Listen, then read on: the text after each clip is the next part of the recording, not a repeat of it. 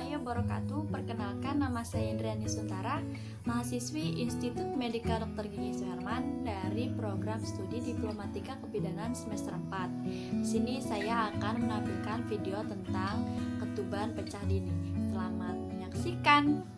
Ketuban pecah dini atau KPD ialah pecahnya ketuban sebelum terdapat tanda persalinan dan ditunggu 1 jam tanda persalinan belum dimulai. Nah, untuk etiologinya belum diketahui pasti, tapi diperkirakan pada kehamilan preterm dapat disebabkan karena cervix incompetens, kemudian ketegangan rahim yang diakibatkan karena kehamilan kembar atau hidramnion, kemudian kelainan letak janin dalam rahim yaitu letak sungsang atau letak lintang, kemudian kemungkinan kesempitan panggul, perut gantung atau bagian terendah janin belum masuk PAP, kemudian CPD, kelainan bawaan dari selaput ketuban.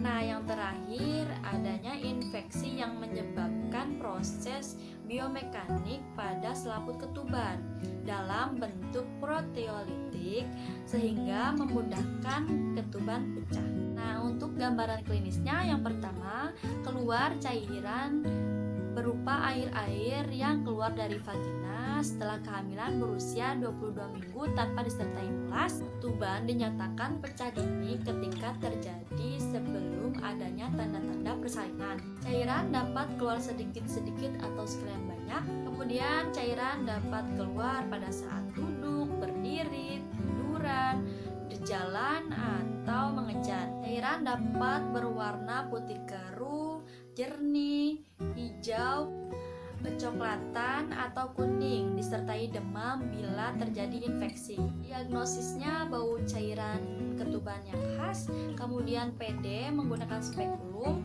tampak ketuban mengalir melalui porsio atau tidak. Jika cairan keluar sedikit-sedikit, tampung cairan dan nilai dengan nitrogen test. Cairan bersifat asam jika pH-nya 4,5 sampai 5,5 dan cairan bersifat basah jika pH-nya 7 sampai 7,5. Nah, untuk penanganan KPD atau ketuban pecah dini yang terjadi pada kehamilan kurang dari 37 minggu yaitu diberikan asuhan kebidanan secara konservatif, yaitu tirabaring, kemudian pemberian AB, pematangan paru, dan penilaian tanda-tanda infeksi. Kemudian berikan antibiotik untuk mengurangi morbiditas ibu dan janin, yaitu ampicillin 4 kali 500 mg selama 7 hari. Kemudian diberikan erythromycin 3 kali 250 mg setiap hari selama 7 hari. Dan jangan berikan kortikosteroid jika terdapat infeksi. Untuk pemberian kortikosteroid untuk pematangan paru diberikan dengan dosis 12 mg per 24 jam diberikan secara IM atau 12 mg per 12 jam secara IM atau 4 kali 5 mg. Satu pemberian diberikan 4 kali selama 24 jam secara IP. Nah, diberikan pada jam 6, jam 12, jam 18, dan jam 24. Lakukan persalinan pada kehamilan 37 minggu.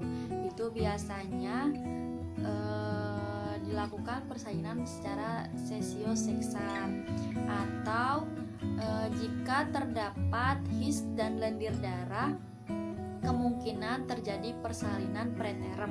Nah, jika KPD terjadi pada kehamilan lebih dari 37 minggu, diberikan asuhan kebidanan secara aktif, yaitu jika ketuban sudah pecah lebih dari 18 jam, diberikan antibiotik untuk mengurangi resiko infeksi.